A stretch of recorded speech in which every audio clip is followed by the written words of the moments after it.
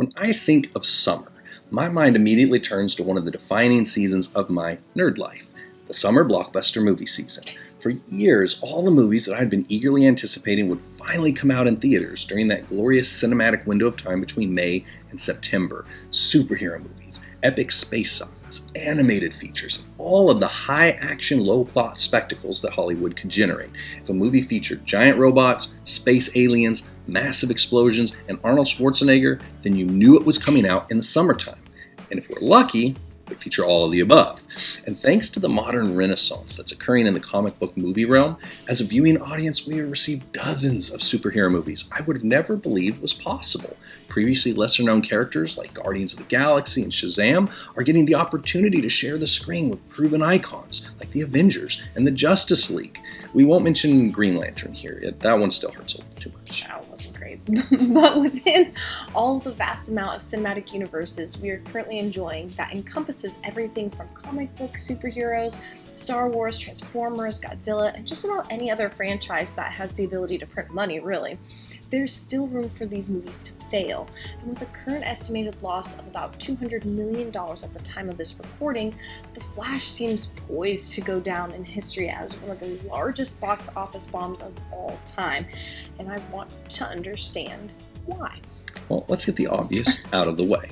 The movie itself, it's not a bad piece of cinema for its genre. It certainly isn't any worse than any other similar releases that have fared much better financially. It has an average audience score of 83% positive.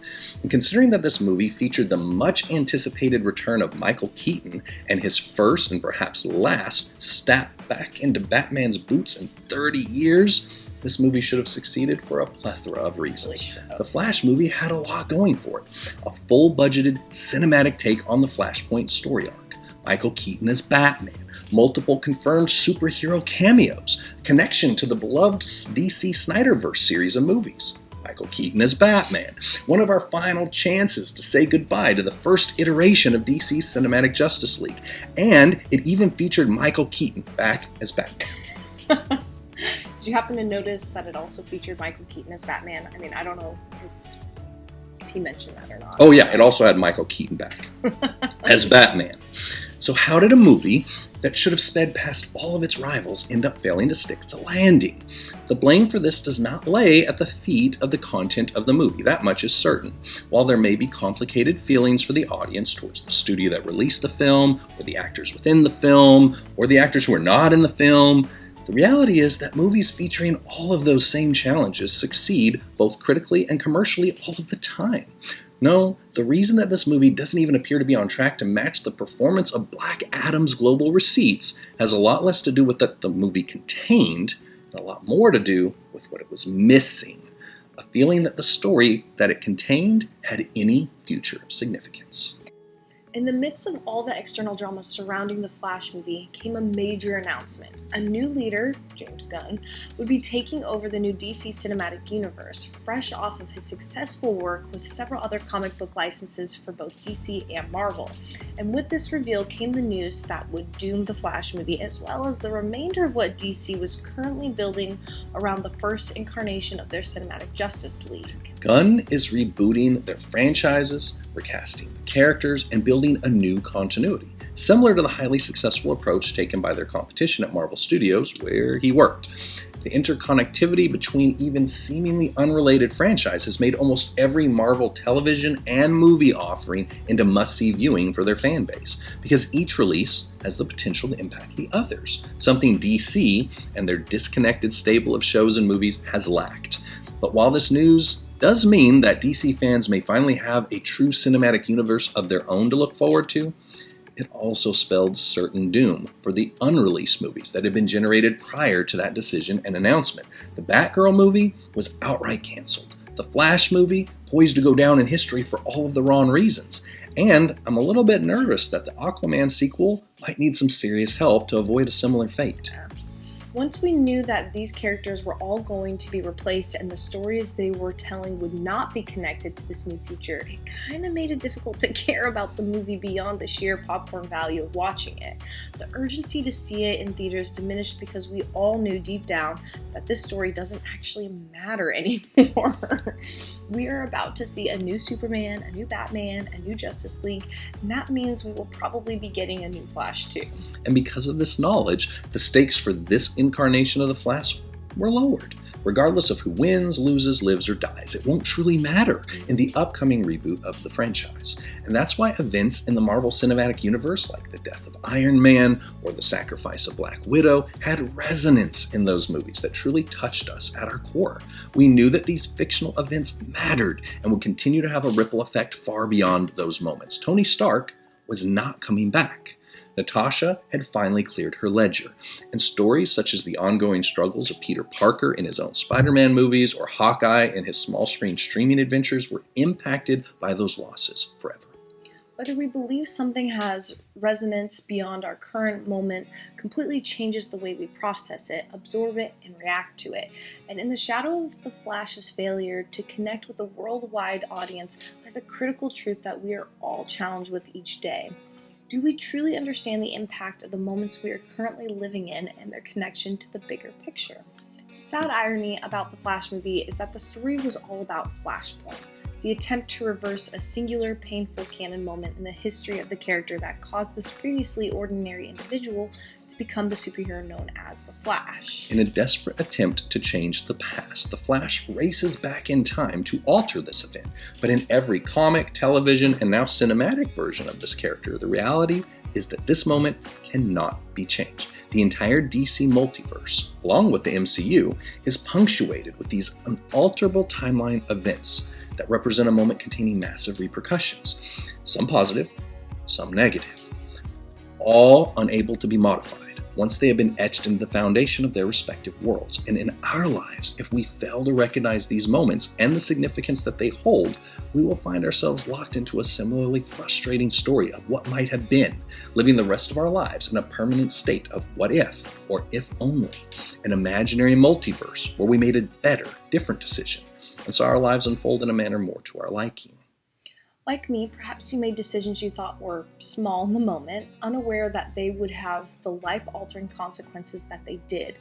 Fortunately, hope remains for each of us, not in going back to the past, but through fully facing our future with a different mindset than what got us into this mess in the first place. Like Moses, I've made more than my fair share of canon-defining mistakes in life, moments that I failed to recognize until they were too late as divergences in the timeline of my life. Seemingly small, passing flickers of thought, emotions, and actions turned out to alter the course of my life and the lives of others, some for the positive, many that were not.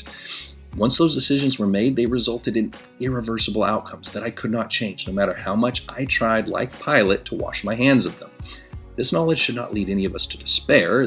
These moments don't define us, and they now exist as part of the unique tapestry that led us to the very cross that saved each of us. But this awareness should also serve to reinforce our mindfulness on the importance of these rock-striking decisions that lie ahead of us and have yet to occur. These seemingly small and inconsequential moments that can leave us, like Moses, gazing longingly at a promised land we can no longer enter. And they tend to happen in a flash. When the Lord spoke to the Samaritan woman at the well in John 4, he said, "If you knew the gift of God and who it is who says to you, 'Give me a drink,' you would have asked him, and he would have given you living water."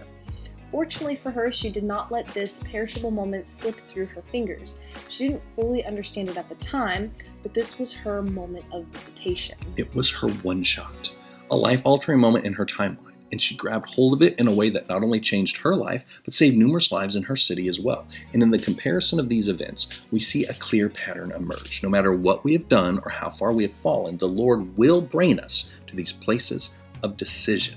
They often don't appear to be more than just everyday moments in our lives. And this very familiarity will allow us to miss their importance if we aren't paying attention. Moses tried to produce the water by striking a rock. Pilate tried to use the water in a fruitless effort to cleanse his blood-stained hands, but only this Samaritan woman recognized the water for what it was and drank fully from the well. It was a seemingly small act of obedience that was taken for granted by those who didn't truly see what the action represented in the moment until it was too late. The Flash was doomed to failure at the box office as soon as it was made crystal clear by the studio behind it that the movie would not be connected to the larger narrative that was being told. And once the story was disconnected from any sense of lasting value or purpose, even the best stunt casting on the planet could not bring relevance to this tale. If we knew that these adventures were leading into the larger places that the DCU was going, I have a feeling the reception would have been much different. If it was at least moving into a final third Michael Keaton Batman movie, we would have been there with multiple tickets for multiple viewings. If this movie represented the beginning of a new Justice League DCU continuity instead of the final curtain call for these characters, it would have at least had a better chance of recouping its massive budget. We simply didn't believe that anything that was happening on the screen mattered. And the movie was met with apathy by the viewing audience as a result. The same goes for the decisions that we are making in our real-world lives each and every day. Do we truly believe that each decision we make will have lasting ramifications in the lives that we are impacting? Do we prayerfully approach our lives with the understanding that even seemingly small moments will have eternal resonance beyond our comprehension? Do we look at these rocks in front of us that represent our current dilemmas with the realization that how we react to their presence may alter the course of not only our lives but countless others as well? Do we truly recognize the relevance of the moment that we're currently living in and approach each interaction with the mind of Christ as our North Star? The decisions we choose to make today matters to ourselves and in the lives of others who we may never even meet on this side of eternity. What we say, how we act, what we post, how we treat others, and every part of what we do either serves the Lord's will and purpose or undermines it. There are no inconsequential moments in our lives, only those whose impact we failed to comprehend.